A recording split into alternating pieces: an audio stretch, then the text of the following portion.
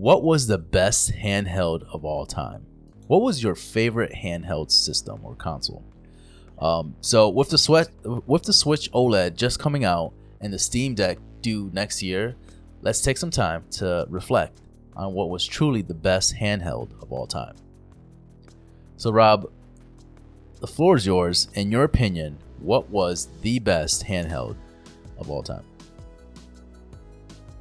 It's such a loaded question because I want to say it's the Switch. Right. I want to say it's the Switch. But here's the problem with the Switch as it being the true best handheld. Yes, it is a handheld by all means, but it's also a home console, right? This thing, you're not taking it on the go everywhere you go. It doesn't fit in your pocket. It's, you know what I mean? Like, it's not truly, in a sense, like a handheld console. The Lite more so is. Sure. Right? Because that's designed, but it doesn't fit in your pocket. It's still pretty big, yeah. Yeah. So for me, it's going to be a toss-up between probably these two. I want to say it's the Game Boy SP, Advance SP, and the Vita. Okay. We'll debate as to which one is the better of the two, but I want to hear yours because what was your favorite? Because I need to know. Or you think was the best? Tough. It is tough, bro. So I'm honestly stuck between the Switch, which, let's be honest, is a fantastic piece of hardware, right? It's not as portable as I would want it to be, right? Like you said. But it has like the graphical like fidelity. It has like the handheld games that you want to play on the go. Like that's what really drives me for it. Okay. Or the PlayStation Vita, like you said. Now, stick with me though. The problem with the PlayStation Vita was that I think it was like ahead of its time. Mm-hmm. It had a great portability like feature option, right? Like it was like decently sized, so you can kind of fit it in your pocket. Still pretty big, but enough to fit in your pocket.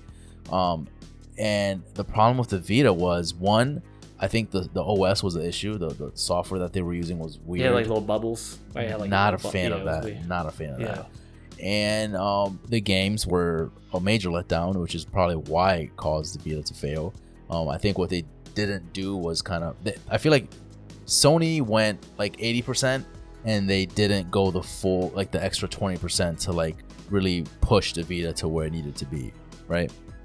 They made these great games, but they never really made AAA games that would take advantage of the Vita, and that was a problem. And if they did take advantage of Vita, it was like these they used like the gyroscope things and no one cared about, right?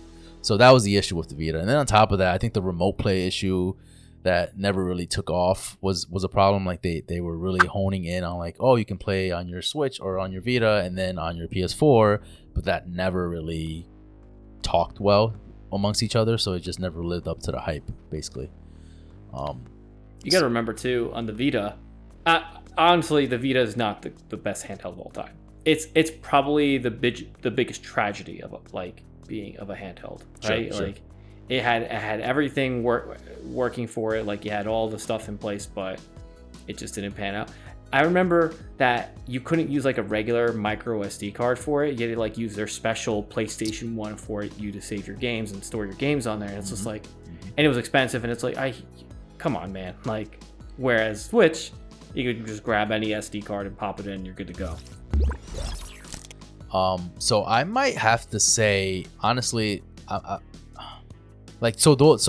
brought those up because they're great handheld console or handheld systems in their respective way, but I honestly think that the Game Boy SP was the best, only because the portability of it, tiny, right? You just kind of flipped it like a little book and put it in your pocket. Yep. But it revolutionized handhelds, right? first time we got a backlit screen. Exactly. Which was like the biggest problem of handhelds back in the day, because like you'd be like playing your Game Boy Color or whatever, and you couldn't play it in bed. You couldn't play it at night because... Well, you could, but you had to have that light attachment, which was a pain in the fucking ass, dude. That was a pain. So another thing too about it is that it was one of the first consoles to have a rechargeable battery. Prior, consoles needed a AA battery to function, and then if you wanted to use your little light, you're using even more power, so your 8-hour time of playing is now 4 hours cut in half. So it definitely revolutionized handheld gaming because of everything you just said. And I think it was one of those things where you just don't see, like, you don't know how well that worked until you actually like look back at it. You're like, holy shit, like this changed everything. Like, remember playing like we were talking about, remember playing at night, we had like the back, like the added light attachment, and it was just glaring on your screen, so you really can't see what you're looking at, so you try to like move it, and then you disconnect. Like, it was a pain in the ass, and this kind of helped push where we're at today with the Switch and what we had, the Vita, like all that stuff. Like, I say the SP was the best handheld console. Dude, I keep saying console, handheld system. Yeah, I was in 8th grade or something like that, and the teacher was teaching whatever up front, and we had the desk, right? You had a desk, but you had like, you could stuff stuff in your desk. Yeah, books I remember. And stuff underneath, right? Remember that? And I remember this kid would be playing his SP, but he would have it in like laptop mode, where like it would be like you could just play it like that, like he wasn't like holding it like this. He'd be like, boop, boop, boop, oh, I'm listening still, and it was just so. I remember he's playing Golden Sun. It's hilarious. That kid went places for sure. He is somewhere. He's a rich man at this point. That's awesome. And then just like the game catalog with the Game Boy Advance, right? You have, there was a Dragon Ball Z game. It was like Goku something. Yes, like, I had it. What was the name of it? I got it for Christmas, and that game came out, I think, the same time as the SP. So I got both of those things for Christmas. So what was the name of that game? Dragon Ball Z Goku. It wasn't Budokai. But we had Metroid Fusion, we had Kingdom Hearts Chain of Memories, we had Pokemon Ruby Sapphire, we had Golden Sun Advance. Like, you can go on forever with the Game Boy Advance games, and I think it truly is a pinnacle of handheld systems. Yeah, for sure. You find it? I can't fucking find it, bro. Was it Goku's Legacy? Yes, that was it. Goku's Legacy. Legacy of Goku. Legacy of Goku. Yes, that's what it was. Yep. Yeah. And then they had a Legacy of Goku 2, which was still dope as fuck too. That was fire. That was good. Yeah. That was good times, man. That was good times. Don't say. So you're gonna say the SP over the Switch? That's the thing. Like, yes, I think so, because if you're saying what is the best handheld system, I would probably say, maybe that.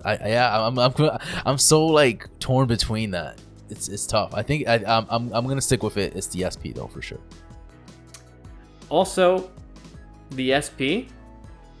Correct me if I'm wrong, guys. I might be wrong on this, but I'm like 99% positive it was backwards compatible with Game Boy games. Yes, it was. Yes. Yeah. You're 100% right.